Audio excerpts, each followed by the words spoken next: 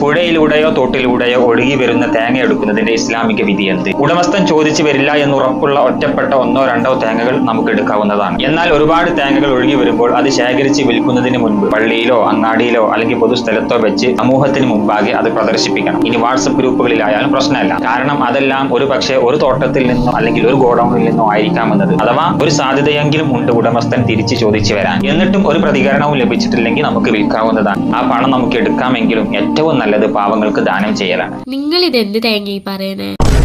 അല്ല ഉസ്താദ്, ഈ തേങ്ങ പറഞ്ഞോണ്ടോ ഞാൻ ഈ പറമ്പിലെ തേങ്ങയാണെന്ന് പറഞ്ഞിട്ട് തേങ്ങയിലെ പേര് എഴുതി വെച്ചിട്ടുണ്ടാവുക? അല്ലെങ്കിൽ തേങ്ങ സ്പെസിഫൈ ചെയ്യാൻ ഏതെങ്കിലും ഒരു സിമ്പിളോ അല്ലെങ്കിൽ ഏതെങ്കിലും കളർ എന്തെങ്കിലും ഉണ്ടാവോ ഉടമസ്ഥര് കണ്ടുപിടിക്കാൻ? തേങ്ങ പെറുക്കുന്നതിന് ഇസ്ലാമിക് വിധി എന്താ നിങ്ങൾ ഇങ്ങനെ എന്തല്ലോ പറയലല്ലേ? അതായത് ഷാദിയിൽ മുൻബെഞ്ചിലിരുന്ന് പഠിക്കുന്ന സംഗിനിക്കുട്ടിക്ക് ഈ ഉസ്താദ് പറഞ്ഞതിന്റെ അർത്ഥം മനസ്സിലാകില്ല. ഉദാഹരണത്തിന് പറയുകയാണെങ്കിൽ അന്യന്റെ മുതൽ കളഞ്ഞു കിട്ടിയാൽ പോലും അതെടുത്ത് മുഴുങ്ങാൻ നിൽക്കരുത്.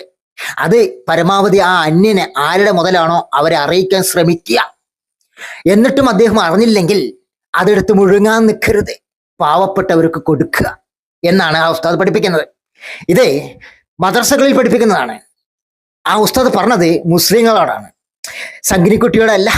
ഉദാഹരണത്തിന് സംഗിനിക്കുട്ടി ഈ പോസ്റ്റ് ഒന്ന് വായിച്ചു നോക്കുക.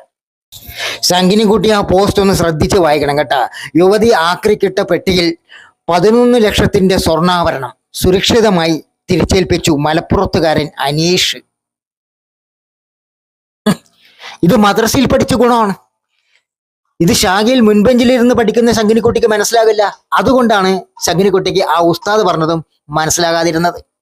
ഉദാഹരണത്തിന് പറയുകയാണെങ്കിൽ ശ്രീരാമന്റെ അമ്പമ്പില് മുതൽ ജനങ്ങൾ കൊണ്ടിട്ട പണം വരെ അടിച്ചു മാറ്റി കൊണ്ടുപോയ സംഖ്യകൾക്കും ഷാഗിയിൽ പഠിപ്പിക്കുന്ന സംഖ്യകൾക്കും ഷാഗിയിൽ പഠിച്ചുകൊണ്ടിരിക്കുന്ന സംഖ്യകൾക്കും ആ ഉസ്താദ് പറഞ്ഞതിന്റെ അർത്ഥം മനസ്സിലാക്കാൻ ബുദ്ധിമുട്ടാണ്.